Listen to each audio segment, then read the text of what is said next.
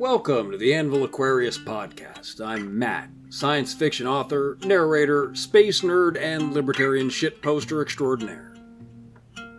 Today I'm switching from cosmology to economics in order to do the unthinkable.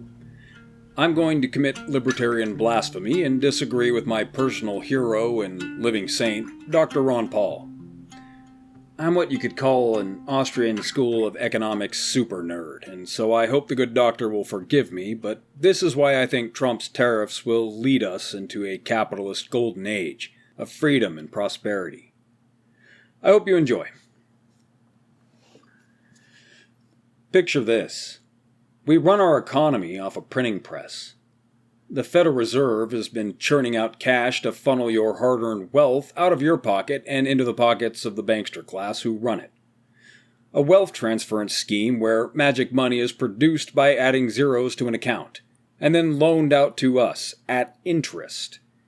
We repay it in actual wealth created in the free market when we build with that money. Ludwig von Mises saw through this hustle. Pump too much money into the system and you're begging for hyperinflation, and neon signs screaming scam alert to anyone with a pulse. Human Action, 1949. To keep the con job running, they needed a way to ditch the excess printed cash before the inflation hit, and people figured out it was a scam. Cue the petrodollar, a global chokehold that forced every oil barrel from the Middle East to trade in US dollars, no exceptions. How'd they pull it off? Well, they kneecapped American manufacturing, shuttering factories from Detroit to Dayton, and turning us into a nation of Walmart junkies, importing everything from socks to smartphones. Foreign countries got screwed, tanking their own currencies to keep their goods dirt cheap for us. Living standards took a hit around the world so we could ship those printed dollars out of America. The Middle East became our inflation dump, a giant toilet bowl for the Fed's funny money. And God help any Middle Eastern nation that refused. Using communist-style culture weapons out of the CIA playbook, we regime-changed any Middle Eastern state who tried to sell oil for any other currency than the dollar. Saddam Hussein trying to sell crude for euros? Blasted. Gaddafi floating a golden dinar? Smoked. Frederick Bastiat would have called this what it is, legalized plunder with extra steps. The state robbing Peter to pay Paul, or in this case, Exxon. The law, 1850. This is why the Middle East, well, hell, the whole world, isn't very fond of us, and I can't blame them. And Biden, in his infinite wisdom, turned the dollar into a geopolitical baseball bat, sanctioning anyone who blinked. As a result, the petrodollar crashed and burned. Nations bolted to BRICS. Brazil, Russia, India, China, and South Africa, building their own trade bloc and leaving us with a tidal wave of inflation and no flush valve. Foreign nations still have to send us their stuff because their economies are too hooked on our markets to quit cold turkey. We've been tossing them billions in aid and propping up their militaries to compensate for the living standard hit. A rotten deal that's been bleeding both sides dry since Nixon ended Bretton Woods, decoupling our dollar from its last ties to gold and shoving OPEC down our throats in '73. Friedrich Hayek nailed it. Central planning like this distorts everything, leaving a trail of wreckage. The Road to Serfdom, 1944. It's clear the world needs to break free from this globalist quicksand, get back to nations making their own goods, trading fair and square. So how do we do it? Well, enter tariffs, the sledgehammer we didn't know we needed. Slap a fat 20% tariff on every country roped into this petrodollar mess by the WEF sock puppets who used to run our nation, and tell them if they want to avoid them, all they have to do is invest in American manufacturing by building their factories here, hiring American workers, and paying them a good wage.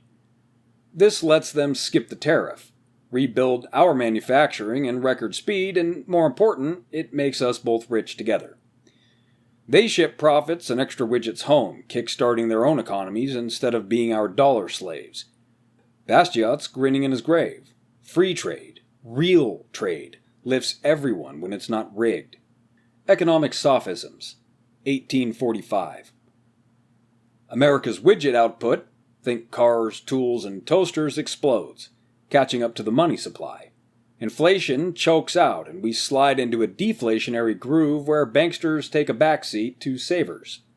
Von Mises dreamed of this. Capital from thrift, not debt. The Theory of Money and Credit, 1912. Small businesses, your local diner, your buddy's machine shop, become the backbone again.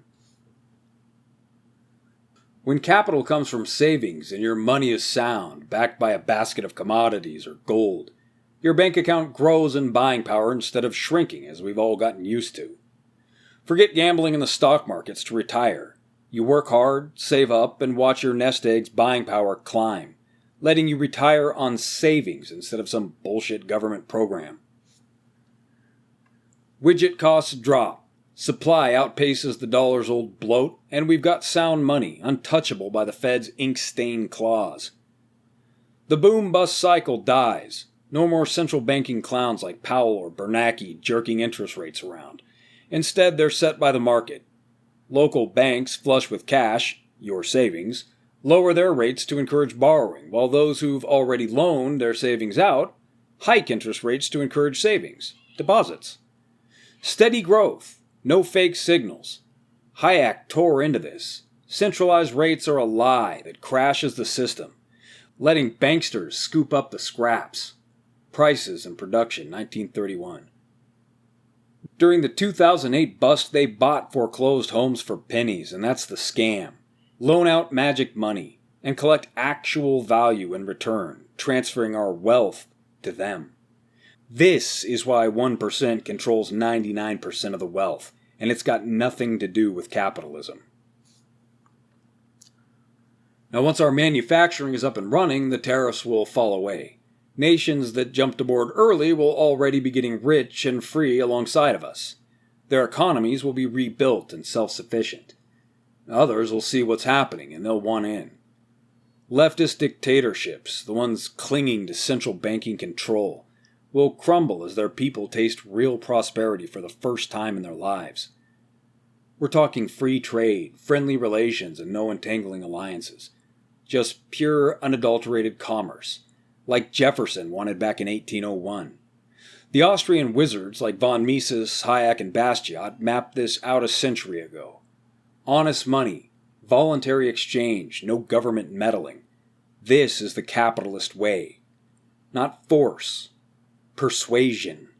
A system where we govern ourselves, and our governments are just the gate guards we hire to protect our gated community, and the HOA who manages the day-to-day operations, enforcing our rules and our contracts. They're not there to boss us around, spy on us, or steal from us, and they sure aren't there to pick fights with our neighbors. This is the golden age Trump is trying to achieve. And if we can pierce the veil of authoritarian leftist propaganda and scare tactics, then it is achievable. The old system of Keynesian economics, the central banks with their currency and interest rate manipulation schemes are finished. And good riddance. We're all Austrians now.